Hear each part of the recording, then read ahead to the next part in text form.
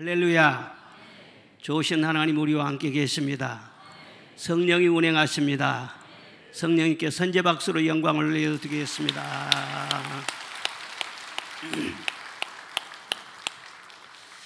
이마에 표를 그리라. 뭘 그리라고요? 표를 그리라. 지난주 수요일부터 어제까지 미국 플로리다 주에 아주 초강력 허리케인이 휩쓸면서 많은 피해를 냈다는 그런 보도를 우리가 들었습니다.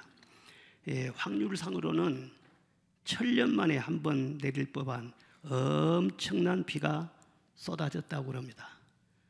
여러 마을이 홍수에 고립되고 또 수백만 가구의 전기가 끊어지고 또 많은 주민들이 다른 도시로 이렇게 대피를 했습니다.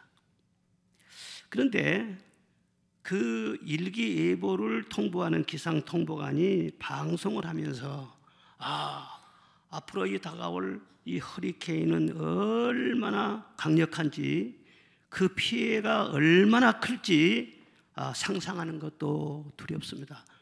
그리고 이 방송이 돼가지고 막 방송하다가 울먹였다는 거예요. 그래서 그걸 들은 사람들이 굉장히 충격을 받아서 도대체 얼마나 큰 허리케인인가, 지금이 기회다고, 빨리 대피하라고, 방법은 대피하는 것밖에 없다고 이렇게 호소하듯이 방송을 해가지고 그래서 주민들이 그 방송에 많이 움직였대요. 그래 피해가 그나마 적었다, 그런 말을 들어봤습니다. 성경에 보면은 말세에는 큰 환란이 있을 것이다. 여러 차례 또 여러 가지 방법으로 말씀을 하셨어요. 그리고 그 환란 날을 어떻게 대비를 해야 된다, 그것도 구체적으로 성경에 말씀을 하고 있습니다.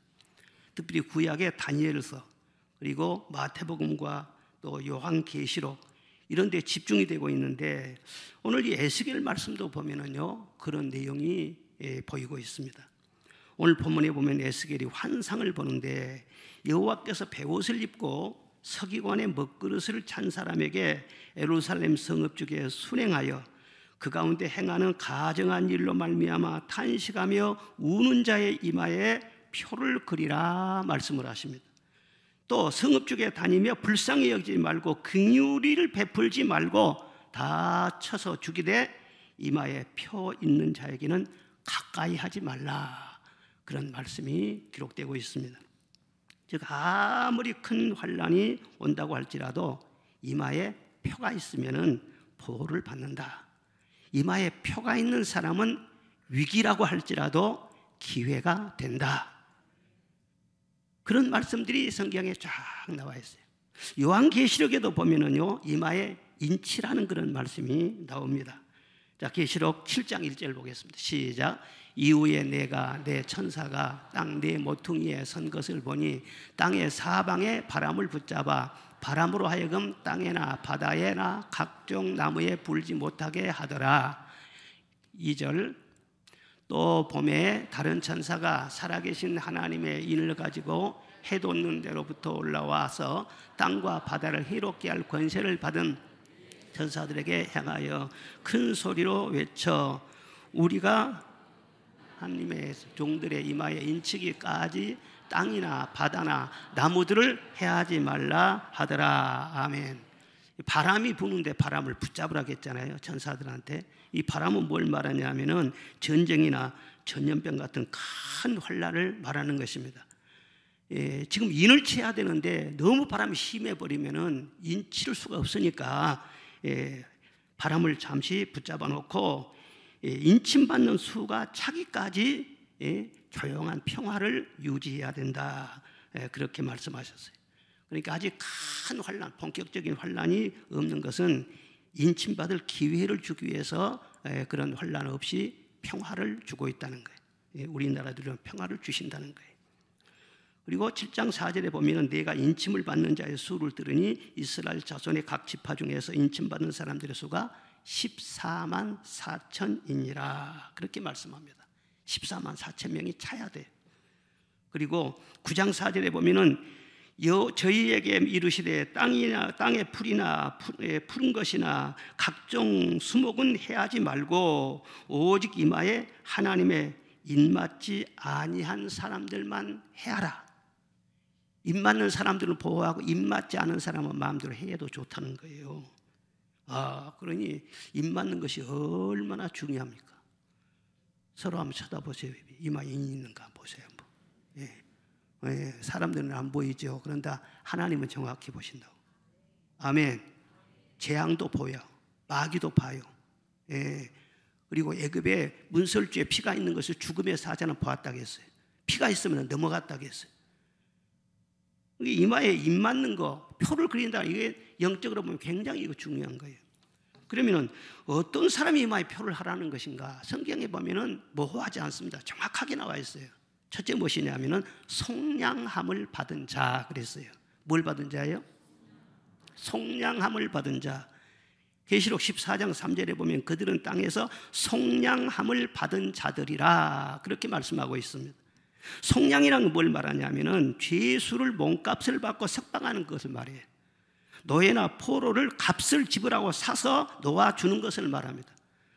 그런데 사서 놓아주는 것도 물론 뜻이 있지만은요, 되사다, 도로 찼다, 내 것이었는데 팔렸어요. 그런데 그걸 다시 되산 것을 속량이라 그렇게 또 말을 하고 있습니다. 자, 시편 103편에 100편에 보면은 여호와께는 우리를 지으신 이시요 우리는 그의 것이니 그의 백성이요 그의 기르시는 양이로다 그랬습니다. 우리는 하나님이 지으신 자예요. 하나님의 피조물이에요. 그러니까 하나님의 것이잖아요. 그런데 우리의 조상인 아담과 하와가 범죄함으로써 원죄가 생겼어요. 죄 아래 우리가 팔리게 된 거예요. 그래서 사람들은 누구나 죄 가운데 출생해서 죄의 종으로서, 저주의 종으로서, 사망의 종으로서 맨 세상에서 불행하고 고통하고 불안하고 외롭고 두렵고 여러 가지 괴로움 속에서 살다가 그대로 멸망당할 수밖에 없는 것이 우리 인간의 운명이란 말이에요. 그런데 우리를 불쌍히 여기셔서 하나님이 독생자 예수님을 보내주셨고, 그 예수님께서 이 땅에 오셔서 피로 값을 지불하시고 우리를 사신 거예요. 우리가 원래 하나님의 것인데 죄에 팔렸었는데 예수님께서 피값을 지불하고 다시 사셨다 그 말이에요. 그래서 이사야 43장 1절에 보면은 내가 너를 구속하였고 내가 너를 지명하여 불렀나니 너는 내 것이라 말씀을 하셨어요. 그리고 속량함을 그렇게 받은 자에게는 그냥 가만두지 않냐고 성령으로 인을 쳐주세요. 표를 그리는 것과 똑같은 이치예요. 인을 딱 도장을 딱 찍어준다 그 말이에요. 자, 고린도후서 1장 22절. 고린도후서 1장 22절 시작. 그가 또한 우리에게 인치시고 보증으로 우리 마음에 성령을 주셨느니라. 보증으로 우리의 마음에 뭘 주셨다고요? 성령을 주셨다. 인이랑은 도장을 말해요. 예? 인을 치시고 성령으로 우리에게 보증으로 주셨다. 그런데 하나님 보이지도 않고 예수님도 보이지 않고 우리가 안 보이잖아요. 예. 그런데 몇십 년 동안 믿어도 하나님에 대한 믿음이 흔들리지 않습니다. 예수님 믿는 거, 예수님 사랑하는 거, 신앙의 절개를 지키는 게 절대 흔들리지 않습니다. 그것은 내 능력으로 그렇게 된 것이 아니라 성령으로 우리 안에 인을 쳐주셨기 때문에 성령의 능력으로 인해서 내 믿음이 요동하지 않는 거란 말이에요. 예. 그리고 그렇게 속량함을 받은 자는요, 삶의 질에 변화가 일어나요. 예, 계시록 14장에 보면 그들은 흰 옷을 입은 자라 그렇게 말씀하고 있습니다. 천국에 올라가면 다 흰 옷 입었다고 했어요. 천국에는요, 검정 옷 입은 사람도 없고 울긋불긋한 그런 옷 입은 사람도 없어요. 파란 옷 입은 사람 전부 다 흰 옷이라 성경에 다 그렇게 기록이 되어 있습니다. 예, 흰 옷은 뭘 말하냐 하면은요, 승리를 말해요. 그리고 기쁨을 말하는 거예요. 이번 10월 27일 연합기도에도 전부 다 흰옷 입고 하겠죠. 그때 다 이러면 흰옷 준비하고 가시기 바랍니다. 예, 다 흰옷을 입으라. 왜? 우리는 승리했다는 거예요. 이미 예수님이 승리했기 때문에 예수님 안에 있는 나는 예수님과 더불어 승리했다. 이미 승리자와 함께 환호하고 기뻐하는 것이 주 안에서 항상 기뻐하라. 내가 다시 말하노니 기뻐하라. 왜? 우리는 이겼기 때문에. 지금 싸움이 있더라도 이미 우리는 이기고 싸우는 것이지 어떻게 될지 모르고 싸우는 그게 아니란 말이에요. 그래서 그리스도인들은 항상 기쁜 거예요. 그리고 이 사람들은 여자와 더불어 더럽히지 아니하고 순결한 자라, 그런 또 말씀이 있습니다. 성도들은 그리스도의 신부잖아요. 그래서 신부의 정절은, 신부의 생명은 무엇이냐? 정절에 있는 거예요. 그러니까 이 세상을 살아도 이 세상을 사랑하지 않아. 주님을 더 사랑해. 세상과 아무리 좋은 것 많아도 세상 부럽지도 않아. 오직 주님의 은혜를 더욱더 사모해. 세상에 살지라도 바람난 여자를 같이 어디 바람나가지고 그냥 주님을 떠나서 어디로 돌아다니고 그런 거 없다고 말이에요. 오직 한 마음으로 춘향이가 이도령을 사모하고 핍박고 환난 감옥성에서도 이도령 그렇게 하는 것처럼 우리는 어떤 상황 속에서도요, 주님만을 사모하는 거예요. 주님만을 사랑하는 거예요. 잠을 자도 주님 사랑이고, 깨어도 주님 사랑이고, 일을 할 때도 주님 사랑이고, 예배 드릴 때도 주님 사랑이고, 주님 사랑해요, 주님 사랑해요, 말하지 않아도 표현 다 못해도 주님 사랑해요. 정말 사랑합니까? 사랑합니까?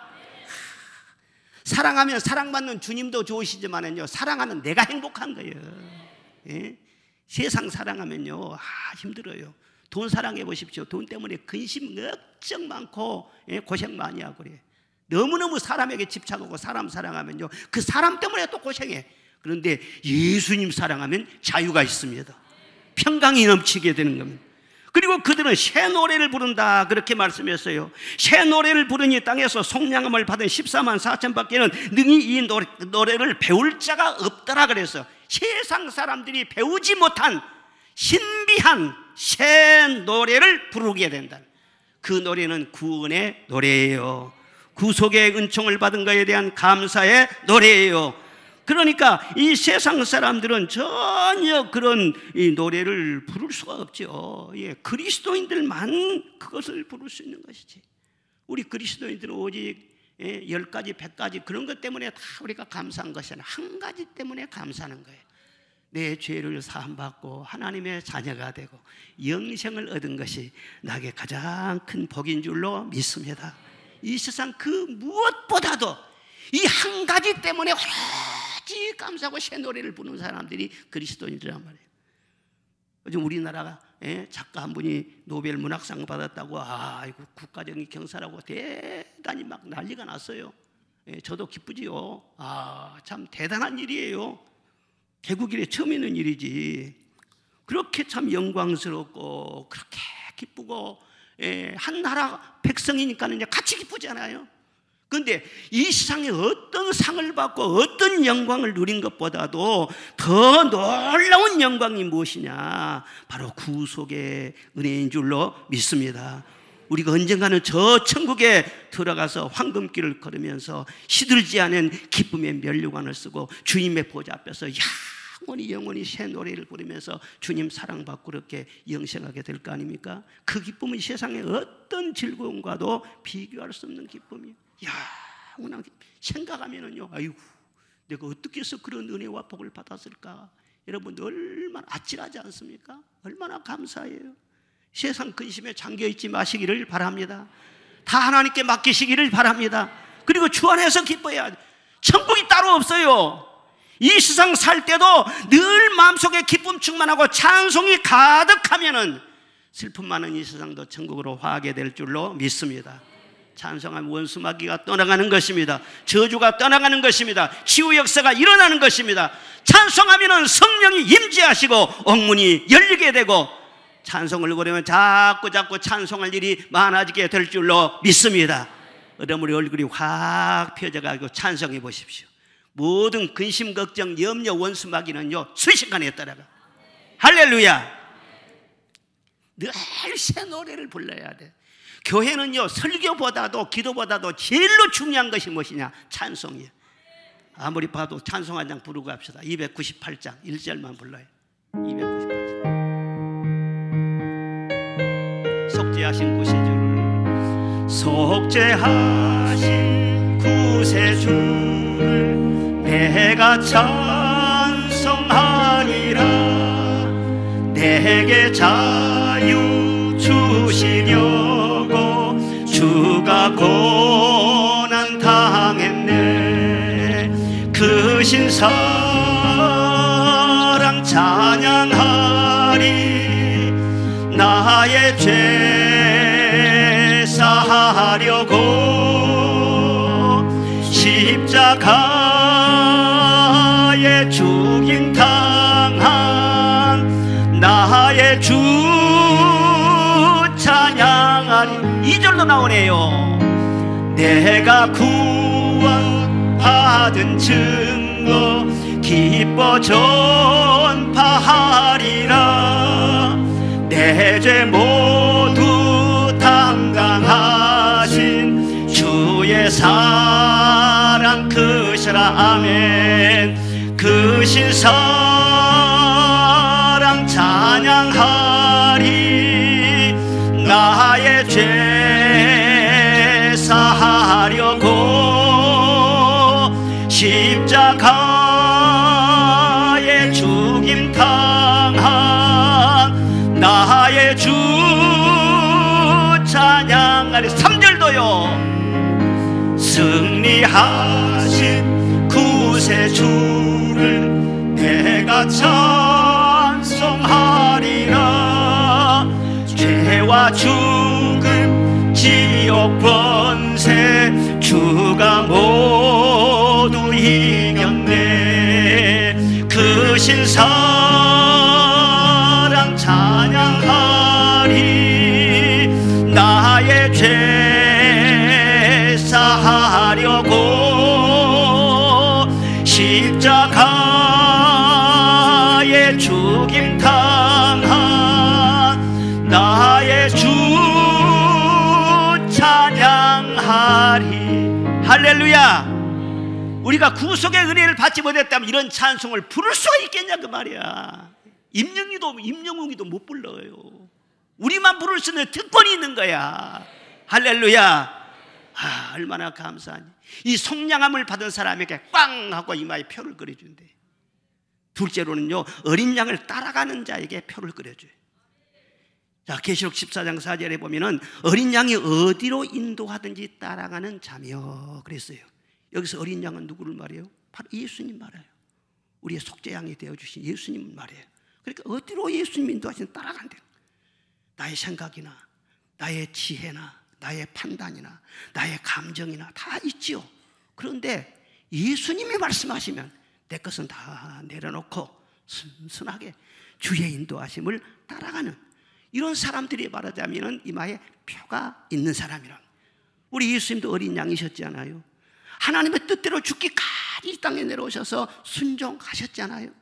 이같이 입맞는 성도들은 주님의 양이 되어서 오직 주님처럼 고분고분하니 주의 인도하심을 따라가는 자라. 그것이 바로 나의 지혜입니다. 그것이 나의 즐거움입니다. 내 마음대로 내가 자꾸 흔들면 책임을 내가 다 져야 돼. 그러니까 내 마음대로 사는 그런 사람이 절대 마음에 평안이 없어. 고집센 사람은요 평안이 절대 없어. 그런데 주님 뜻대로 살면 주님이 다 책임을 져주셔. 그러니까 순종하는 자에게는 엄청 평안이 있어. 내가 잠을 자고 있으면 잠자는 사이에 주님이 다 일을 해놓으셔. 무슨 기도하기 전에 주님이 기도응답 다 준비해 놓으셔. 얼마나 좋은지 몰라요. 기름진 것을 먹는다고 했잖아요. 양이 목자를 따르는 것을 보면 참 신기해요.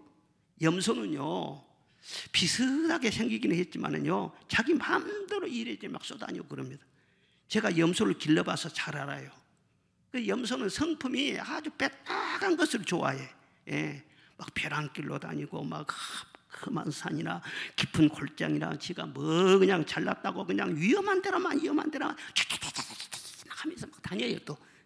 그러다 수풀에 뿔이 걸리고 가시에 막 찔리고 어덩에서 막 떨어지고 이거 참으로 말썽이 엄청 많아요. 그런데 양은요 비슷한 것 같아도 얼마나 착한지 몰라요. 양 키우는 걸 보면은요 수백 마리도요 한 마리처럼 아무 말썽 없이요 졸졸졸졸졸졸졸 따라갑니다. 푸른 초장 쉴만한 물꼬를 목자가 다 알아서 말이죠 양들에게 좋은 곳으로 인도하거든요. 그럼 졸졸졸졸 다 따라가는 거예요. 우리 교회가 그래요. 성령 충만하고 주님이 각자 여러분의 목자가 되어주시면은 한 목자 안에서 교회가 하나가 되는 줄로 믿습니다.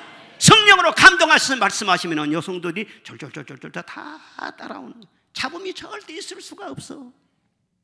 여러분 개인적으로도 그러시기 바랍니다.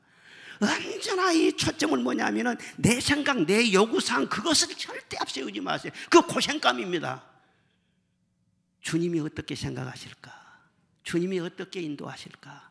주님이 가라면 가고 있으라면 있을고 인내하라면 조금 더 참고 주님 바라보고 십자가 바라보고 사랑해라 그러면은요 잔소리 하지 말고 주여 사랑할 능력을 주시옵소서.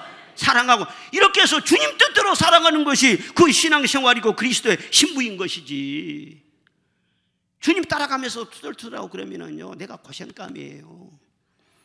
하나님께서 광야에서 자기 백성을 인도하시는데 불기둥 구름기둥으로 인도하셨잖아요. 하루도 구름기둥이요 없는 날이 없어요. 항상 보호해 주시고 항상 저희들을 쭉 인도해 주세요. 그런데 하나님은 쫙 멀리 보고 저들에게 복된 길로 인도를 하시는데 이 백성들의 입장에서 보면은요 마음에 안 드는 거예요 그냥.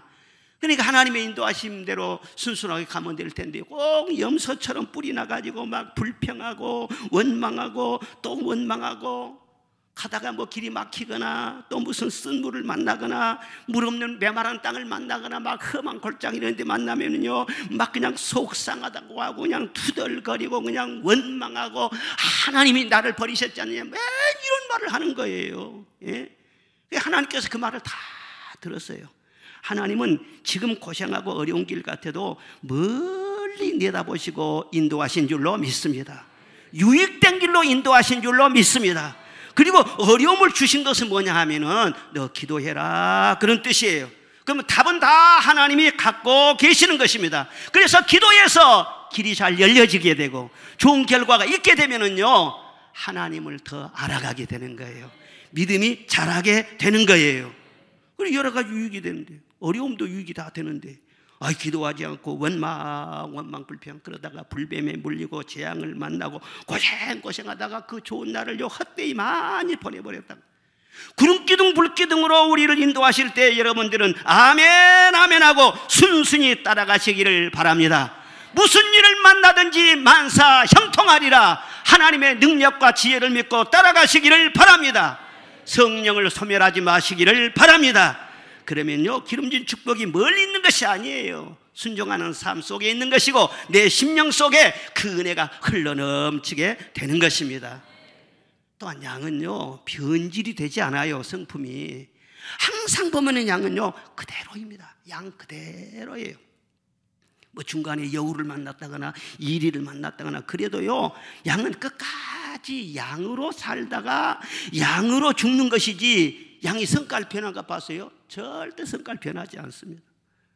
우리 성도들이 그럽니다. 우리는 그리스도의 양들인데 이 세상 살아가면서 보면은요 이리저리 상처도 받고 억울한 일도 당하고 배신도 당하고 이런 속상한 일들이 참 많이 있죠. 사람 속에 살다 보면은 그러다 보면은요 성질이 변하기 쉬워요. 원래는 내가 안 그랬어. 그런데 저 인간 때문에 내가 지금 성질이 변했어. 너 책임이요. 그러기 쉽다 그 말이에요. 그런데 그런 변명은요 하나님 앞에서 통하지 않아요. 우리는 양이면 끝까지 양이라 해야지. 가만히 보면 남자들은 좀 그러지 않은 것 같아요. 저를 포함해서 좀 그러지 않은 것 같은데 되게 여자분들을 보면은요 처음 만날 때는 비둘기처럼 꼭 그래요. 눈망울도 예쁘고 다정하고 부드럽고 그렇게 큰 소리도 안 하고 너무너무 성품이 좋아요. 그런데 결혼해서 같이 살다 보면 어느 순간에가 냥 하면서 고양이가 되고 좀 지나면 여우가 되고요. 나이가 요 들어가면은요 무슨 사자 소리 나고 여보 그 남자들이요 심장이 그냥 놀래가지고 지금 사귀기가 어렵단 말이에요. 여기 있는 사람 한 무슨 그런 사람 없고 저 중국 여자들 하란 말이에요. 중국 여자. 여러분 항상 양이시기를 바랍니다. 어떤 환경 속에서도 누구를 만나 살든지 간에 내가 양으로 끝까지 살아가면은요 주님께서 그 모든 환경은요 푸른 풀밭으로 쉴만한 물가로 만들어 주실 줄로 믿습니다. 그런 사람이요 하나님의 인침받은 사람. 인침받은 사람이요 삶의 차원이 달라요. 말이 다르고 성품 쓰는 것이 다르고 인간관계 하는 게 다르단 말이야. 그리고 마지막 세 번째로는 어떤 사람이냐, 가정한 일로 인하여 우는 자라, 그렇게 말씀합니다. 자, 4절을 다시 한번 보겠습니다. 시작. 너는 예루살렘 성읍 중에 순행하여 모든 가정한 일로 말미암아 탄식하며 우는 자 이마에 표를 그리라 하시고. 아멘. 예루살렘에 가정한 일이 많았어요. 우상을 숭배하고 성소를 등지고 태양신을 막 숭배하고 별의별 우상 당제를 막 들여놓고 이 거룩한 성 예루살렘 성에 그러고 선지자를 또 타락하고 제사장도 또 그 모양이고 막 그랬단 말이에요. 그러니 하나님이 얼마나 탄식이 나오겠어요. 얼마나 하나님께서 화가 나서, 세상은 타락할지라도 자기 백성들만큼은 하나님을 잘 경외하면은 그 복이 어디로 가겠어요? 다 그들에게 자손 대대로 그 복이 쏟아질 건데 왜 이렇게 변심해가지고는 하나님을 떠나고 우상 숭배하냐. 그래 하나님께 너무나 마음이 아프신 거예요. 그런데 선지자는 어떤 사람이냐, 그 하나님의 마음을 같이 느끼는 사람이에요. 하나님의 성령을 받은 사람은요, 하나님의 마음이 내게 전달이 되는 것입니다. 그래서 하나님이 탄식하시니까는요, 그 예루살렘의 가정을 보면서요, 얼마나 하나님 마음이 아프시겠나. 그리고 탄식하면서 막 같이 울고 그러는 거예요. 인격이란 것은요, 희노애락 감정이 있지 않습니까? 하나님께서는 우리에게 뭐라고 하셨냐, 너는 하나님을 사랑할 때 마음을 다하고 힘을 다하고 뜻을 다하고 성품을 다해서 사랑을 하겠어요. 그 성품은 누가 주셨느냐? 하나님이 주신 거예요. 그 성품 나도 또 어디다 쓰려고 그러냐? 하나님을 위해서 그 성품도 드릴 때는 드릴 줄 알아야 된다는 거예요. 하나님을 위해서 슬퍼할 때는 슬퍼할 줄도 알고, 기뻐할 때는 기뻐할 줄도 알고, 노할 때는 노할 줄도 알고, 언제나 하나님 편에 서서 말도 하고 행동도 하고 그런 사람을 하나님께서는 기억하신다는 거예요. 그리고 딱 표하시는 거예요. 그런 사람을 존귀하게 만들어 주시고. 하나님이 크게 쓰시는 선지자를 보면 다 공통점이 있습니다. 그 공통점이 무엇이냐면 다 선지자들은 눈물이 많아요. 그리고요 막 성질이 불같습니다. 엄청나게 성질이 고약합니다. 그런데 그 성질을 하나님을 위해서 사용하는 거예요. 그 성질도 사용하는 거예요. 그리고는요 막 그냥 감정을 숨기지 아니하고 막 그래요. 여기 에스겔 6장의 말씀은 그런 말 나와요. 주 여호와께서 가라사대 너는 이스라엘 족속이 모든 가정한 악을 행함으로 손뼉을 치고 발을 구르며 말할지어다. 하나님 말씀이에요. 에스겔아, 너는 점잖하게 설교하지 말고 가정한 일이 많으니까 막 손뼉을 치고 막 발을 동동 구르면서 막 회개하고 이렇게 말을 하라는 거예요. 저는 너무나도 얌전하게 설교해요. 진짜로는요. 발을 구르라고 했잖아. 내가 언제 발 구른 거 봤어요? 그러다 여러분들 큰일 난다, 망한다 말이에요. 매 맞는다 그러고는 이제 발 구르고 막 손뼉 치고 그렇게 하라고요. 숨기지 말라는 거예요. 그리고 다윗을 보면은요 시편에 저희가 주의 법을 지키지 아니하므로 내 눈물이 시냇물처럼 흘렀다. 말씀을 지키지 않고 곁길로 잘못된 길로 모이는 눈물이 막 쏟아지고. 에레미야는 그랬어요. 눈물의 선지자라고 하잖아요. 나의 심령이 너희 교만을 인하여 눈물을 시냇물처럼 흘리며 통곡했다. 그러니까 우는 자라고 하는 것은 그냥 내 신세 타령하면서 우는 것을 말한 게 아니에요. 하나님의 그 아픔, 그것을 같이 느끼면서 막 같이 울어주는 거예요. 뭔가 하나님 편에 확실하게 서서 슬퍼할 때 함께 슬퍼하고 기뻐할 때 함께 기뻐하고 일어설 할 때 일어나 행동할 줄도 알고 그런 사람이 하나님이 기억하시는 바 되고 그런 사람 이마에 표가 딱 있어요. 재앙이 가까워지도 못해요. 악한 자가 만지지도 못해요. 천사들이 항상 따라다녀요. 그런 사람을 하나님이 건져주시고 영화롭게 하시고 높여주신다. 성경 말씀에 누누이 기록이 되어 있습니다. 요한계시록에 보면은 하나님만 인치시는 것이 아니라 적그리스도도 사람들 이마나 오른손에 짐승의 표를 받게 한다. 그런 말씀이 나와요. 자, 요한계시록 13장 16절 17절 보겠습니다. 시작. 그가 모든 자 곧 작은 자나 큰 자나 부자나 가난한 자나 자유인이나 종들에게 그 오른손이나 이마에 표를 받게 하고 계속 누구든지 이 표를 가진 이 표는 곧 짐승의 이름이나 그 이름의 수라 그 수는 666이더라 그랬어요. 그 요한계시록에 나오는 이 666이라는 숫자, 그리고 14만 4천이라고 하는 숫자는요, 상징적인 그런 수인 것입니다. 요한계시록은요, 그때 굉장히 박해가 심했어요. 그러니까 바르게 무슨 말씀을 기록하지 못할 때가 많이 있었단 말이에요. 그래서 암호를 이렇게 그렇게 적어가지고 암호 풀이를 하는 것처럼 비유가 굉장히 많아요. 뭐 10뿔이라든가 7머리라든가 그 어떻게 해석할 겁니까? 그런데 그렇게 문자 그대로 해석하면은 무리가 나와요. 그러니까 이단들이요, 늘 하여튼 그 두고 쓰는 문자가 14만 4천 명이. 이 신천지도 그래. 14만 4천 명으로 들어와야 되니까 빨리 와라는 거예요. 그 숫자에 들어가요. 그러니까 14만 4천 명이 넘었어. 그러면 또 다른 말을 또 해. 그렇게 아주 14만 4천 명으로 우려먹는, 종말론으로 우려먹는 이단들이 너무너무 많아요. 그거 다 심는 대로 그 사람 행한 대로 그 사람 거둘 겁니다. 666도 마찬가지란 말이에요. 사람들 속에 어디 666이 있나 이렇게 사람들이 보고 그러는데, 그렇게 할 것이 아니라 성경 말씀한테 짝이 있다고 했어요. 언제나 성경은 성경으로 해석이 돼야 돼. 그 666 표를 받는 이런 사람은 어떤 사람이냐 그러면은 요한계시록 13장 5절에 들어보십시오. 또 짐승이 과장되고 신성 모독을 말하는 입을 받고 또 42달 동안 일할 권세를 받았느니라. 짐승이 입을 벌려 하나님을 향하여 비방하되 그의 이름과 그의 장막 곧 하늘에 사는 자들을 비방하더라. 그러니까 666 표를 받는 사람의 특징이 무엇이냐 하면은요, 하나님을 향해 모독한다는 거예요. 그리고 진리의 말씀을 정면으로 부정한다는 거예요. 그리고 성도들을 비방하고 주의 종들을 공격한다는 거예요. 이게 나와 있잖아요. 이게 다 해석이 나와 있지 않냐 그 말이야. 그러니까 적그리스도의 영을 받은 그런 사람들은요, 이상합니다. 교회를 공격합니다. 교인들이 교인을 공격해요. 또 목사라는 사람들이 목사를 또 공격하고, 이상해요. 그리고 하나님의 이름을 모독하고, 공격하는 근거가 무엇이냐? 하나님의 말씀을 근거해서 공격하는 것이 아니라 자기 생각이에요. 자기의 사상이에요. 자기 어떤 윤리관이에요. 자기 어떤 가치관. 그래가지고 사람이 그러면 못 쓰지, 이런 식이란 말이에요. 여러분, 말세에 이 적그리스도 영을 받지 않으면요, 절대 하나님의 이름을 함부로 모독할 수가 없습니다. 그리고 이렇게 공격을 당하고 모독당하고 이런 일들이 많고 영적 싸움이 아주 치열하게 일어나고 있는데, 이럴 때 우리가 가만히 있으면 뭐가 되겠어요? 싸움에 계속 밀리죠. 이 적그리스도의 세력과 그리스도의 군사의 세력이 이제 영적인 치열한 이렇게 이 싸움이 지금 계속되고 있는데, 가만히 보면은요, 이 교회가 자꾸 밀려요.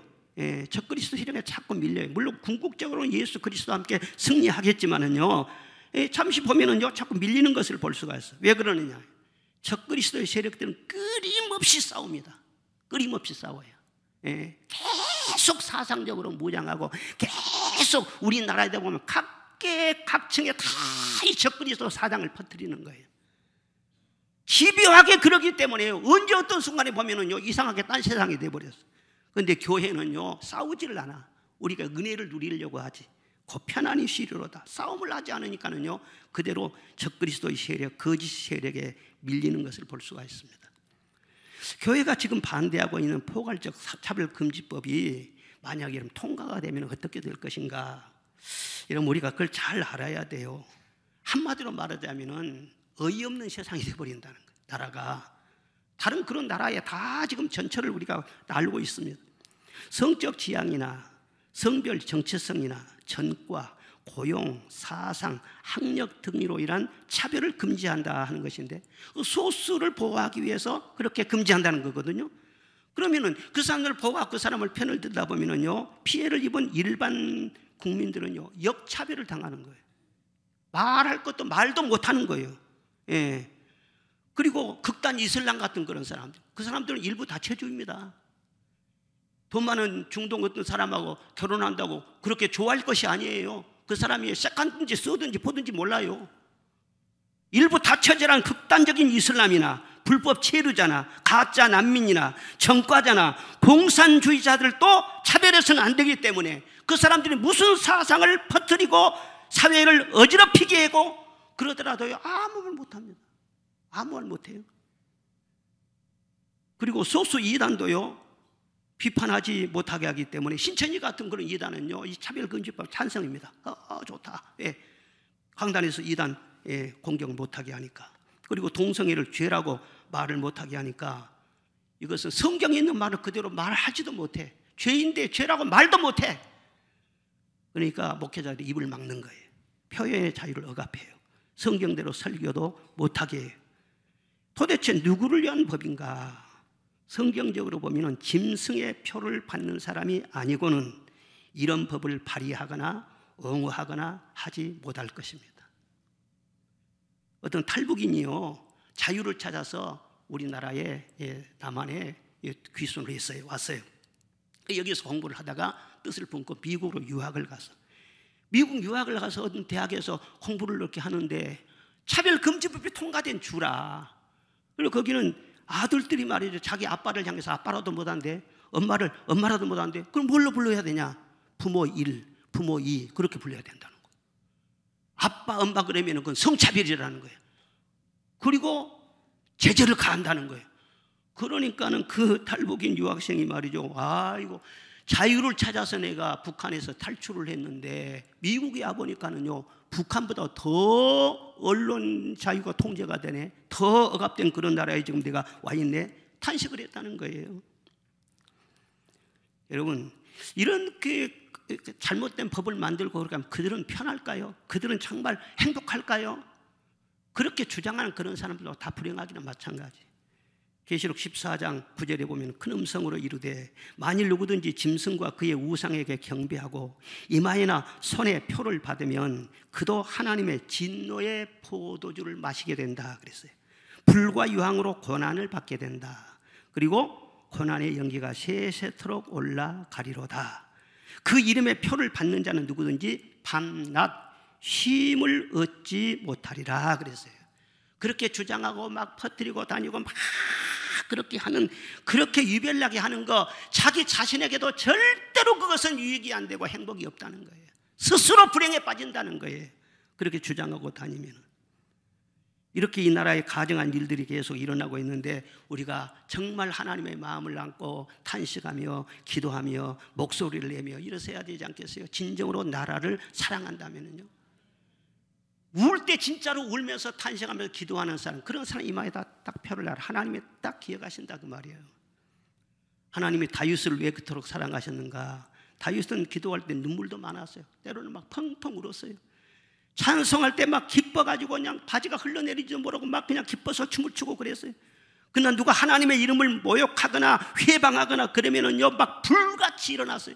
엘라골짜기에 골리앗이 나타나서 이스라엘의 하나님을 모욕하고 이스라엘 백성들을 막 짓밟고 멸시하고 그런데요, 왕들도요 다 두려워 떨고 장수를 또 다 두려워 떨고 입도 뻥긋 안 하는 거예요. 그런데 소년 다윗이 그 자리에 도시락 주러 왔다가는 말이죠, 들고 일어났어요. 너는 칼과 창과 단창으로 나오지만 나는 만군의 여호와의 이름, 곧 네가 모욕하는 이스라엘 군대 하나님의 이름으로 내게 나가노라. 그리고 물맷돌을 한 방으로 탁 쓰러뜨렸지 않냐 그 말이에요. 그때 하나님의 눈에 싹 들었어요. 다윗이구나. 그때 하나님께서 그를 딱 쓰시기로 작정한 거 아니에요? 백성들의 이 마음에도 딱 각인이 되지 않겠어요? 또 한 사건이 있습니다. 에스더서에 보면은 페르시아 왕이 하만이라는 사람을 권력의 2인자의 자리에 앉혔어요. 그리고 하만이 행차하면은 그 모든 궁중의 신복들은 다 엎드려서 절을 해라, 그렇게 명령까지 해놨어요. 그런데 모르드게라는 사람은 거기 문지기로 있었어요. 반드시 절을 해야 돼요. 그런데 절을 하지 않는 거예요. 왜? 영적으로 딱 느끼기에 하만이라는 사람은 하나님의 원수라는 거예요. 이스라엘의 대적이라는 거예요. 이걸 영적으로 안 거예요. 하나님의 원수 앞에 내가 무릎을 꿇을 수 없어. 무릎을 안 꿇었어요. 그래가지고 보고가 들어갔어요. 찍혔어요. 그래서 모르드게만 처형당한 것이 아니라 모르드게의 족속인 유다민족 전체가 다 날짜를 정해가지고 처형을 시키기로 아주 왕이 도장까지 딱 찍어서 법으로 공포까지 딱 했어요. 그래서 온 유대인들이 한날 한시에 전부 다 죽을 위기에 있었단 말이에요. 그때 모르드게는 옷을 찢고 금식하며 티끌을 뒤집어 쓰고 하나님께 부르짖습니다. 그리고 왕후 에스더가 아이 왜 그렇게 배옷을 찢고 막 그렇습니까? 하고 좋은 옷을 갖다 주니까 좋은 옷이 지금 문제가 아니다. 그리고 옷을 갖다 주러 온 그 사람에게 그 말을 전했어요. 너는 왕궁에 있으니까 모든 유다인 중에 너 홀로 목숨을 건지리라고 생각하지 말아라. 이때 네가 만일 잠잠하면, 말이 없으면 유다인은 다른 데로 말미암아 노임과 구원을 얻으려니와 너와 내 아비 집은 멸망하리라. 내가 왕후의 자리를 얻는 것이 이때를 위함인지 누가 알겠느냐. 그런 말을 전했어요. 그러자 에스더가 뭐라고 하냐. 수산에 있는 유다인을 다 모으고 나를 위하여 금식하되 밤낮 3일을 먹지도 말고 마시지도 마소서 나도 나의 시녀와 더불어 이렇게 금식한 후에 규례를 어기고 왕에게 나아가리니 죽으면 죽으리이다. 왕비라도 왕한테 나갈 때는 불러야 나갈 수 있어요. 그런데 왕이 부른 지가 30일이 넘었어요. 그러니까 왕으로라도 에스더를 잊혀가는 거예요. 그런데 내가 금식하고 시녀와 함께 부르지 않더라도 내가 나가겠습니다. 그러면 왕이 호를 내밀어 주면 살아요. 그런데 호를 안 내밀어 주면 그 자리에서 죽는 거예요. 내가 죽으면 죽으리다. 그렇게 결단을 합니다. 그 결과 어떻게 됐습니까? 악한 하만은요 보기 좋게 처형당했어. 그리고 모르드게가 그 국무총리의 자리에 올라가게 됐어. 그리고 모든 유다인에게는 그 사형날이 잔칫날이 다 되었어요. 하나님의 자존심을 지키기 위해서, 하나님의 백성들의 신앙을 지키기 위해서 악의 세력 앞에 무릎을 꿇지 아니하고 죽으면 죽으리라고 일어나 싸웠기 때문에 하나님께서 그런 놀라운 승리와 영광을 안겨주신 줄로 믿습니다. 모르드게가, 에스더가 자기들은 편안한 데 있다고 해서 자기들의 안위만을 생각하고 가만히 침묵하고 있었다면요 자기들도 죽고 백성들도 다 죽었을 거란 말이에요. 하나님을 위해서 일어나 기도하고 외치고 싸우고 행동하는 사람, 그런 사람을 하나님은 지금도 찾고 계시고, 그런 사람 보일 때 이마에 표를 그려서라도 특별히 보호하시고 그 사람을 모르드게처럼 존귀하게 쓰신다는 것을 여러분 믿으시기를 바랍니다. 말세는 표를 그리는 시대예요. 하나님도 표를 치시고 마귀도 짐승의 표를 계속 새기고 다닌다고 그랬어요. 어린 양의 생명책에 이름이 기록되지 못하고 이 땅에 사는 자들은 다 짐승의 표를 받게 된다, 그렇게 말씀했어요. 진공상태는 없어요. 하나님 표 아니면 짐승의 표, 둘 중에 하나는 누구든지 받게 돼 있다고 말이에요. 여러분 하나님의 표를 받으시기를 바랍니다. 내게 하나님 표가 있는 걸 감사하시기를 바랍니다. 그 표가 흐리지 않도록 선명하도록 항상 성령 충만하시기를 바랍니다. 그리고 하나님이 평화를 주셨을 때 더욱 은혜 받고 깨어 기도하고 성령 충만해서 환난 날에 보호를 받는 우리 모든 성도가 되시기를 주의 이름으로 축원합니다. 그리고 모든 한국교회가 들고 일어나서 이 악법을 막기 위해서 기도하고 10월 27일에 연합기도에 함께 모여서 하나님 앞에 부르짖을 때 성령의 불을 내려주시고 이 나라를 지켜주시고 이 나라를 세계 속에 우뚝 세워주실 줄로 믿습니다. 여러분들도 아시지만 송명희 시인이라는 분이 있죠. 송명희 시인이 깊은 영감을 받아가지고 두 가지 표라고 하는 그런 이 시를 썼어요. 그 시가 나 있는데, 자 우리 한번 그것을 함께 낭송하고 그 다음에 말씀을 마치겠습니다. 자 읽겠습니다. 편리하다고 넓은 길로 가지 말며 안전하다고 세상에 속하지 말라. 편리하다고 안전하다 유혹해도 속지 말라.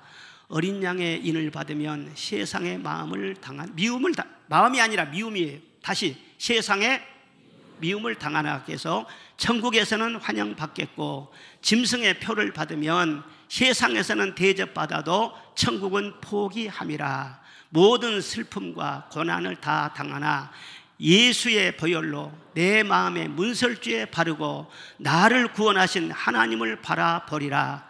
짐승의 표를 한번 받고 나면 영생을 이름이니 그 모든 소유가 다 헛것이라. 세상에서 잠시 누리는 행복은 안개처럼 사라지며 세상에서 잠깐 고통당함은 없어지지 않는 영광이니 만유의 주 하나님을 볼 뿐이라. 아멘. 하나님께 영광 돌립시다. 감사합니다.